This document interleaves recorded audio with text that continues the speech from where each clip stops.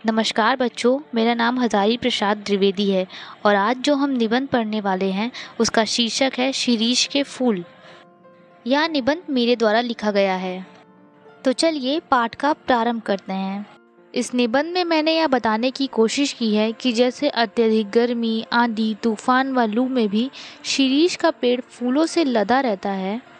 यहाँ लेखक ने शिरीष की तुलना एक अडिग सन्यासी से की है जिसका दुनिया की मोह माया, सुख दुख से कोई लेना देना नहीं होता है, अतः वह हर परिस्थिति में खुश रहता है।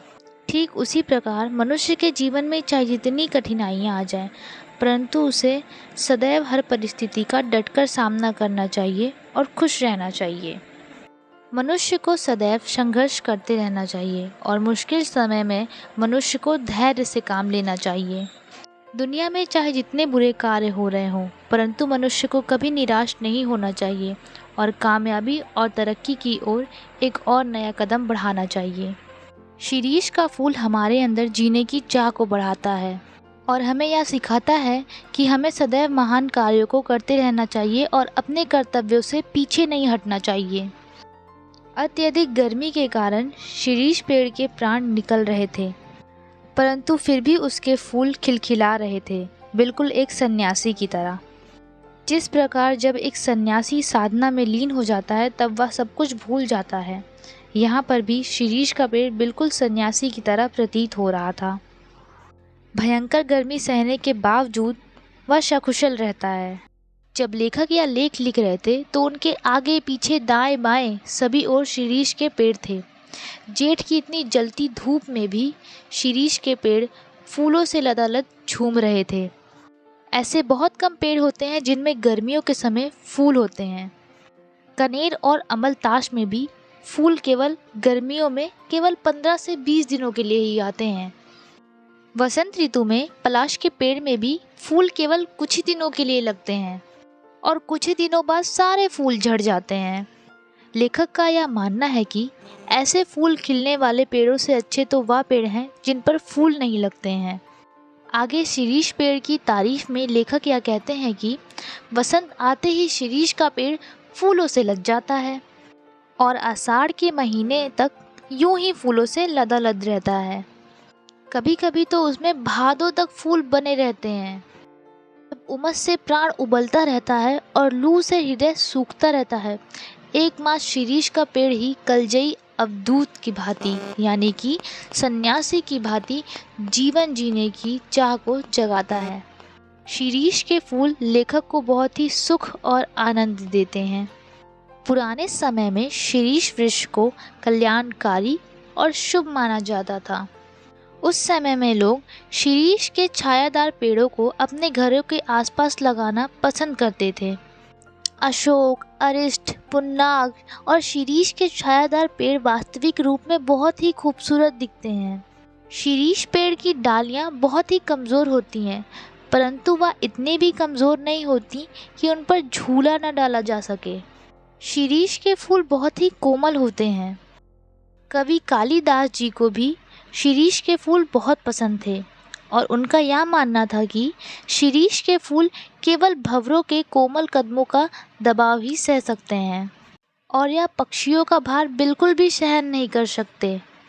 अब लेखक शिरीष के फलों की बात करते हैं, जिनमें वह यह बताते हैं कि भले ही शिरीष के फल बहुत ही कोमल होते हैं, परंतु इनके फल बहुत ही कठोर होते हैं, फूलों से बिल्कुल विपरीत। यह फल साल भर बीत जाने के बावजूद पेड़ों पर लटके रहते हैं और पेड़ों पर लटके लटके बुरी तरह से खड़खड़ाते रहते हैं। यहाँ पर लेखक को यह फल बिल्कुल नेताओं की भांति लगते हैं। जैसे नेता लोग अपनी कुर्सी पर जमे रहते हैं और तब तक नहीं हटते जब तक नए लोग उन्हें धक्के मार कर नहीं निकालते। वह अपनी कुर्सी पर बने रहना चाहते हैं। लेखक को यह देखकर बहुत ही हैरानी होती है कि लोगों की अधिकार जमाने की इच्छा क्यों नहीं खत्म होती। सभी को एक दिन दुनिया छोड़कर जानी है। बुढ़ापा और मौत तो सभी को आने हैं। यह जीवन की एक सच्चाई है। लेखक यह कहते हैं कि वो लोग मूर्ख हैं जो यह समझते हैं कि उन्हें कभी नहीं मरना है, क्योंकि मृत्यु तो एक सच्चाई है। सभी को कभी न कभी यह संसार छोड़कर जाना ही है। ऐसा कोई भी नहीं है जो अमर होकर आया हो। काल देवता की नज़र से कोई भी नहीं बच सकता है। शीरीष का पेड़ एक ऐसा पेड़ है जो किसी भी परिस्थिति में हार नहीं मानता। वह हर एक कठिनाइयों का डटकर सामना करता है। जब धरती सूरज की गर्मी से जल रही होती है, पता नहीं किस प्रकार वह रस प्राप्त कर कर खुद को जिंदा रखता है। यह बात लेखक को एक वनस्पति शास्त्री ने बताई कि शीरीष का पेड़ वायुमंडल से रस प्राप्त कर कर खुद को जीवित रखता है। लेखक का यह मानना है कि संत कबीर जी और कालिदास जी दोनों ही बेपरवाह रहे होंगे, बिल्कुल शीरीष की भांति। क्योंकि जो व्यक्ति संसारिक सुखों से लगाव नहीं रख सकता, वह कभी फक्कड़ नहीं बन सकता। फक्कड़ का अर्थ है अपनी ही धुन में मस्त होना, संसार के दुख सुख से किसी चीज़ों से कुछ लेना देना ना होना। शीरीष के फूल भी फक्कड़पन की मस्ती लेकर झूमते हैं। कालिदास जी के अभिज्ञान शकुंतलम में महाराज दुष्यंत ने शकुंतला का एक चित्र बनाया और उस चित्र को बार बार देखकर उन्हें यही लग रहा था कि इस चित्र में अभी भी कुछ कमी है।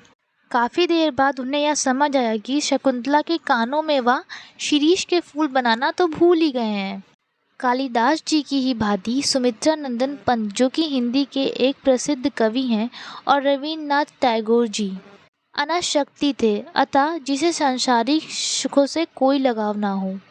शीरीष के फूल लेखक के लिए अवधूत की भांति थे, यानी कि एक सन्यासी के भांति थे, जो कि उनके मन में एक ऐसी तरंगें जगा देता है जो सिर्फ ऊपर की ओर उठती रहती हैं। शीरीष के फूल विपरीत परिस्थितियों में भी स्थिर रहते हैं। ऐसा करना सभी के लिए संभव नहीं है। हमारे देश में महात्मा गांधी जी भी ऐसे ही थे। वह भी शीरीष की ही भांति वायुमंडल से रस खींचकर अत्यंत कोमल और अत्यंत कठोर प्रतीत होते थे। लेखक जब जब शीरीष की ओर देखते हैं, तब उन्हें यह आवाज़ सुनाई देती है कि हाय, वह अवधूत आज कहाँ है।